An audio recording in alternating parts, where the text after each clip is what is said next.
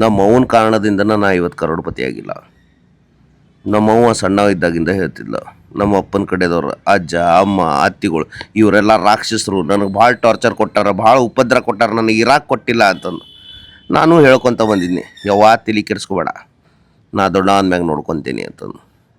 One fine day ನಾ ದೊಡ್ಡ ಆದ್ನಿ, ಹೋದ್ನಿ ಸೀದಾ ಅವ್ರ ಮನೆಗೆ ಹೋಗಿ ನಾಯಿಗೆ ಹೊಡೆದಂಗೆ ಹೊಡೆದ್ನಿ. ನಮ್ಮ ಅವ್ವಗ ಟಾರ್ಚರ್ ಕೊಟ್ಟಿದ್ರೆ ಮಕ್ಕಳ್ರೆ ಅಂತಂದು ಹೊಡೆದು ಬನ್ನಿ ಖುಷ್ ಎಲ್ಲರೂ.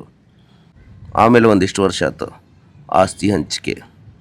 ನಮ್ಮ ಅಜ್ಜಿಗೆ ನಾನು ಕೇಳಾಕೋದೆ, ಅಜ್ಜ ನನ್ನ ಪಾಲಿನ ಆಸ್ತಿ. ಅಜ್ಜ ಹೇಳಿದ್ನ ಜಾಬೇರ್ ರಾಡಿಕೆ ಅಂತಂದು. ಏ ಕೊಡ್ಲಿಲ್ಲ, ನೀ ಇಲ್ಲ ಅಂತಂದ್ರೆ ಏನಾತ, ನಮ್ಮವನ ಕಡೆನೂ ದೊಡ್ಡ ಆಸ್ತಿ ಒಂದ್ರದ ಅಲ್ಲಿ ಕೇಳ್ತೇನೆ ಅಂತ ಹೋದೆ. ಅಜ್ಜ ಆಸ್ತಿ ಅಂದೆ. ಈ ಅಜ್ಜನ್ನ ನೋಡಪ್ಪ ಮೊಮ್ಮಗನ, ನಿಮ್ಮವನು ಮದುವೆ ಮಾಡಿ ಕೊಡುವ ಹೊತ್ನ್ಯಾಗ ನೋಡಿ ಊರಾಗ ದೊಡ್ಡ ಸೌಕರ್ಯ ಯಾವದಾನ ಅವ್ನು ಮದುವೆ ಮಾಡಿಕೊಟ್ಟೇನಿ. ಜಾಕೆ ಯಾವ